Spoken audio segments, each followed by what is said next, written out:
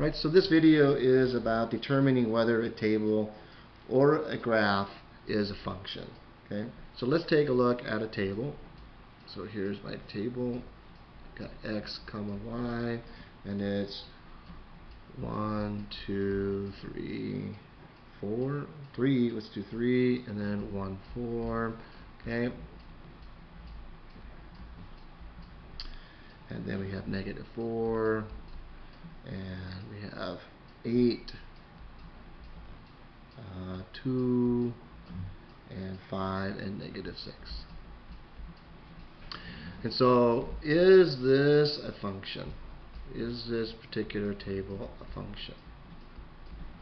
So, yeah, 1 is only producing a -4. Well, no, it's not, because down here, here's the 1 repeating, and now it's creating a 5. And so, it has to repeat. And so, this is not repeating. So, these are different. These are different, which makes it not a function. And so we see that in the table that it's not a function. What does this look like when we put it in a graph? Let's say we graph this now. Make it nice and big so we can see it.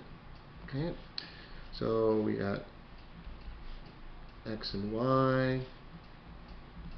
So I'm going to graph 1 comma -4. So here's 1, and then 1, 2, 3, 4, and there's, we have it. And then we have 2 comma 8. So here's 2, 1, 2, 3, 4, 5, 6, 7, 8. So there's 8. So that makes it here. And then we have 3 comma 2. So 2. And then we have 1 comma 5. So 1, 2, 3, 4, 5. So right around here. And then we have 4 -6. So there's 4, and now here's, this is -4, right? 1, 2, 3, 4, 5, 6. So here's -6. So we have it somewhere around here. Okay, so looking at this, I can see that here is the x at 1, and it's creating 2 different y outputs. And so 1 is right on top of the other, because if I created a vertical line all the way through both points, I can see that it's going through both these 2 points here. And this is actually called a vertical line test. So vertical line test. Okay, so a vertical line test is that if every vertical line intersects a graph at no more than 1 point, then the graph represents a function. And so my vertical line test is telling me that this is not a function, because of the fact that I have a vertical line being drawn and it's going through 2 points. And so a vertical line test tells me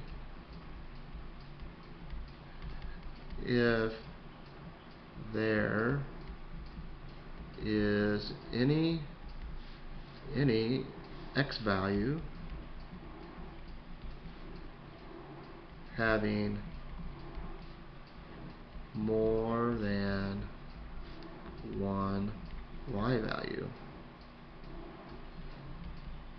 Okay, and so that's what's important. So again, let's take a look at another graph. Let's say we had a circle. So we'll create a graph. So here's my graph. Okay, and I create a circle. So I'll do a circle here. There it is. Is this a function? Well, if I pick this x value right here, I don't know what that x value is. If I draw a line downward and I draw a line upward, I create 2 points that this x value is creating. It's got 2 different y values. I've got one here, right? And I also have one down here. So I'm creating 2 different y values. So this is not a function. Not a function. Okay? Let's say we take a look at another graph. And this graph, let's say, is a like a parabola. So it's going like this, and it's going like this. Is this a function? Well, no matter where I draw my vertical line test, I don't care where it is, I'm only going through it at one point. And so yes, this is a function. This is a function. But if I take this same parabola and rotate it 90 degrees, is it still a function? So let's say I did it like this, like this. Here's my graph. This parabola turned 90 degrees. Is this a function? Well, I could create a vertical line test right here, and no, it's not, because I'm getting more than one y value for the same x value that I have. So this one is a no. It's not a function.